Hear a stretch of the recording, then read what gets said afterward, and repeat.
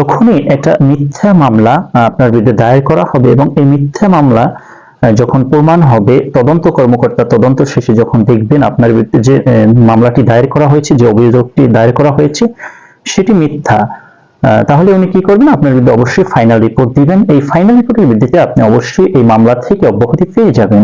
এবং এরকম যদি হয় যে আদালতের কাছে দৃষ্টিগোচর হয়েছে যে সাক্ষ্য প্রমাণের মাধ্যমে আপনাকে আদালত বেকসুর মামলা থেকে খালাস দিয়েছে, এবং মিথ্যা প্রমাণ হয়েছে, আপনার বিরুদ্ধে কোনো অভিযোগ প্রমাণ হয়নি, সেক্ষেত্রে আপনি এখানে কি করতে পারেন? পরবর্তীতে আপনি যিনি আপনার বিরুদ্ধে মিথ্যা মামলা করলেন, মিথ্যা অভিযোগ দায়ের করলেন, তার বিরুদ্ধে আপনি লিগ্যাল অ্যাকশন নিতে পারেন, তার বিরুদ্ধে আপনি একটা মামলা করতে পারেন।